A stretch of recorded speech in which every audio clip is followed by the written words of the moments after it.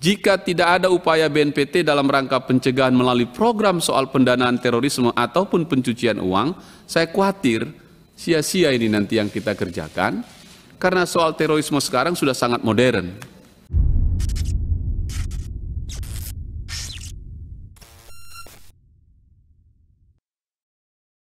Saya melanjutkan apa yang disampaikan teman-teman untuk anggaran kita, bahwa BNPT ini punya 3 program penanggulangan terorisme, itu punya 10 programnya, kemudian penanggulangan terorisme bidang penindakan dan pembinaan, baru terakhir itu adalah bidang kerjasama internasional.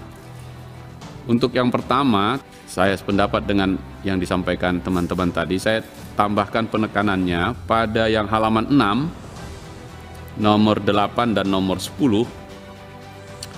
Pertanyaan saya adalah, karena ini mengangkut anggaran kita yang juga cukup ini, kalau disebut deradikalisasi dalam lapas mana saja ini kira-kira? Berapa banyak? Kalau kami pergi ke dapil kami masing-masing, kami datangi lapasnya, tentu ada beberapa tahanan di situ yang berkenaan dengan terorisme. Nah, kita ingin juga dijelaskan dengan anggaran sebesar 12 miliar ini lapas mana saja dan berapa banyak dan di mana. Begitu juga deradikalisasi khusus bidang bina dalam lapas tadi. Ini 2 untuk melengkapi pertanyaan teman-teman nanti untuk bisa dijawab sekaligus.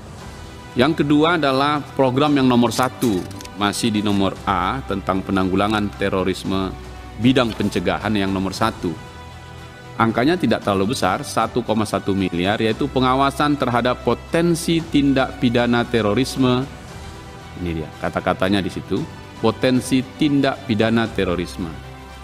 Saya ingin mendalami ini, yakni kalau tadi Bung Benny Kaharman menyampaikan programnya dan anggarannya, tentu kalau kita buat program, buat anggaran, pasti ada outputnya ada. Apa yang hendak kita capai dengan program dan anggaran sebesar yang kita siapkan itu. Khusus mengenai potensi tindak pidana terorisme ini, saya coba membaca dengan baik di rencana anggaran kita tahun 2023 yang disampaikan BNPT. Saya tidak melihat adanya program atau output satupun yang bersinggungan dengan pendanaan terorisme maupun pencucian uang. Oke, padahal pada tanggal 18 Juli sampai 4 Agustus 2022 barusan saja Indonesia tengah menjalani proses penilaian atas kepatuhan terhadap penerapan prinsip anti pencucian uang dan pencegahan pendanaan terorisme. Saya garis bawahi pencegahan pendanaan terorisme. Penilaian ini dilakukan oleh Financial Action Task Force and Terrorism Financing, FATF. Tentu memang kita paham ini sedang proses berjalan, namun saya ingin minta penjelasan sedikit, pandangan dan gambaran dari BNPT terhadap proses penilaian ini. Dan bagaimana perbandingannya dari tahun ke tahun. Sebab dalam konteks ini, kegiatan ini, BNPT adalah leading sektornya, mengkoordinasikan PPATK, Kominfo, Kemenlu, Kemenkumham, BIN dan Densus 88 Polri. Ini kaitannya ke program A yang nomor 1 tadi, potensi tindak pidana terorisme. 1,1 itu cukup nggak untuk ini? Maksud saya di situ nih. Dan apa outputnya yang tadi kita sebutkan? Karena menurut kita, pandangan kita adalah kita paham betul kenapa uang itu adalah money is the lifeblood of terrorism operation. Uang adalah darahnya untuk operasi teroris gitu. Karena itu saya concern betul tentang uang ini. Jika tidak ada upaya BNPT dalam rangka pencegahan melalui program soal pendanaan terorisme ataupun pencucian uang, saya khawatir sia-sia ini nanti yang kita kerjakan, karena soal terorisme sekarang sudah sangat modern. Karena itu, sejauh mana BNPT bekerja sama dan menindaklanjuti temuan-temuan yang didapatkan dan diserahkan oleh PPATK ini. Seperti soal data intelijen yang disampaikan PPATK terkait aliran dana mencurigakan organisasi ACT yang tahun lalu atau baru beberapa waktu lalu sudah disampaikan dan diberitakan, bahkan sudah dikonfirmasi oleh Direktur Pencegahan BNPT Pak Ahmad Nurwahid yang menyebutkan bahwa sedang ditindaklanjuti laporan PPATK itu sebagai lembaga filantropi atas pendanaan terorisme itu. Ini menyambung dengan program yang saya sebutkan nomor 1 tadi. Kita bisa jadi gerah juga gitu, gusar ini karena kelihatan mengendap-endap dan kemudian hilang. Karena ini menyangkut juga soal TPPU-nya. Banyak sekali nanti kaitan dengan terorisme. Bisa dengan narkoba, bisa dengan perjudian, yang kaitannya juga beriringan atau berimpitan dengan terorisme ini. Apalagi di era maju seperti ini, teroris tidak lagi bergerak dengan uang cash dan memanfaatkan perbankan konvensional. Tapi sudah banyak sekali jenis pendanaan yang makin sulit dilacak oleh aparat penegak hukum. Sebut saja misalnya virtual money, cryptocurrency, dan lainnya. Apa yang akan dilakukan BNPT soal itu, terutama di tahun anggaran 2023, di 3 program kita ini, khusus di program nomor 1 pencegahan itu, pengawasan terhadap potensi tindak pidana terorisme, apakah yang 1,1 miliar itu udah masuk ini? Dan menurut saya kalau ini misalnya hitungannya seperti ini, terlalu kecil untuk mengantisipasi yang menurut saya besar sekali gitu. Karena di pendanaan, ini soal saya minta penjelasan nanti Pak Kepala, bagaimana kita menyusun anggaran ini menjadi sesuatu yang pas dengan perkembangan teknologi yang sangat maju hari ini. Yang kedua, sama dengan teman-teman dan juga Bung Benny, saya kurang setuju soal pinjaman luar negeri ini. Penjelasannya tadi sudah disampaikan, saya idem dito dengan Bung Benny, karena itu perlu penjelasan dulu. 2,3 triliun ini seperti apa programnya, bagaimana perencanaannya agar pas untuk kita setujui untuk anggaran kita ke depan. Yang terakhir, soal prioritas nasional BNPT tahun anggaran 2023, yaitu FKPT. Tadi sudah diangkat, ini paling besar angkanya 44 miliar, besar sekali ini. Saya juga sama dengan teman-teman merasakan di Sumatera Utara, khususnya di dapil saya, Sumatera Utara 3, saya pernah mendengar itu FKPT, saya coba cari gitu, ketemu sekali, sesudah itu sulit lagi ketemunya gitu. Nah, oleh karena itu saya kira FKPT ini harus terus kita dorong dan real, dan sama dengan tadi disampaikan, setidaknya anggota Komisi 3 ini di dapilnya masing-masing mendapatkan informasi yang cukup FKPT itu, sehingga ketika kami turun pun kita bisa bicara. Sekali lagi saya selalu ambil contoh ini Pak Kepala, dan saya sampaikan beberapa waktu lalu, kita kaget dengan kasus Sibolga waktu itu, saya ingat betul itu. Kita pikirnya hanya di sekitar pinggiran Selat Malaka begitu, tiba-tiba di sana muncul dia begitu. Dan tentu soal peta jaringan atau rawan terorisme atau radikalisme itu tetaplah menjadi harapan kita semua, menjadi acuan kita untuk merancang anggaran ini.